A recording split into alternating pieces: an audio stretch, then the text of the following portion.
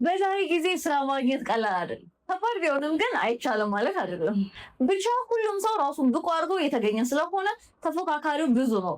ታዲያ ዛሬ ከዚህ ሰፊ ማርኬት ውስጥ እንዴት ራሳችሁን ስታንድ አውት ማድረግ እንደምትችሉና ተፎካካሪ መሆን እንደምትችሉ 4 ስቴፕ ብቻ አሳያችኋለሁ። ስለዚህ አብራችሁን ቆዩ።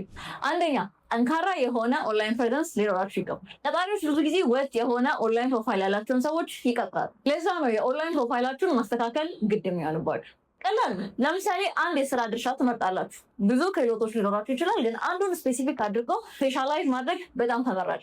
ቀጣሪዎች ብዙ ስራን መስራት የሚችል ሰው ሳይሆን አንዱን ስራ በደንብ መስራት የሚችል ሰው ነው መቅጠር የሚፈልጉ። ሌላኛው ቲፕ ደግሞ ሁሉም ፕላትፎርሞች ላይ አክቲቭ መሆን። አዲስ ፕሮጀክት ስትሰሩ፣ ኮርስ ስትወስዱ፣ ትሬኒንጎቻችሁን ስትጨርሱ ፐብሊክሊ ሼር አድርጓቸው። ይሄ በጣም ይጠቅማል። ታዲያ ከኦንላይን ፕሬዘንስ በተጨማሪ የኦንላይን ፕሮፋይላችሁን በደንብ መስራት ያስፈልጋል። ይሄ ደግሞ ራሳችሁን ለቀጣሪዎች የምትለዩበት ሁለተኛው ስቴፕ ነው።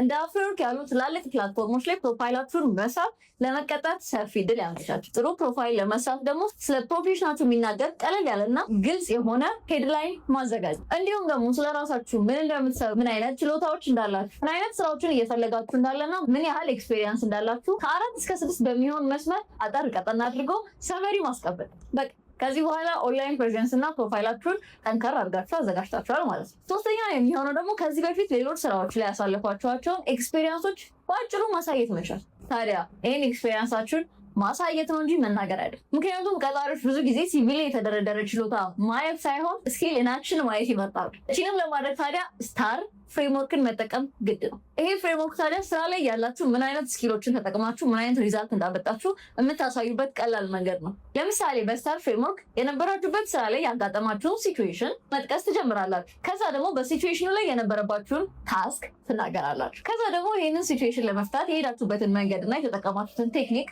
አክሽን ታስቀምጣላችሁ። በመጨረሻም ደግሞ ያንን አክሽን ተጠቅማችሁ ያመጣችሁትን ሪዛልት ትናገራላችሁ። በዚህ ፍሬምወርክ ታዲያ ለቀጣሪዎች ያላችሁን ችሎታ ከመናገር በላይ በተግባር አሳይታችኋል ማለት ነው።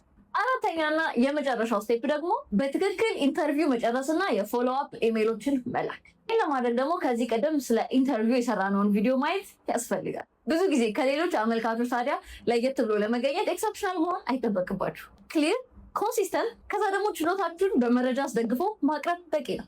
እነዚህን ቀላል 4 ስቴፖች በመጠቀም ታዲያ የወደፊት ስራችሁን በቀላሉ ማግኘት ትችላላችሁ። መልካም ዕድል።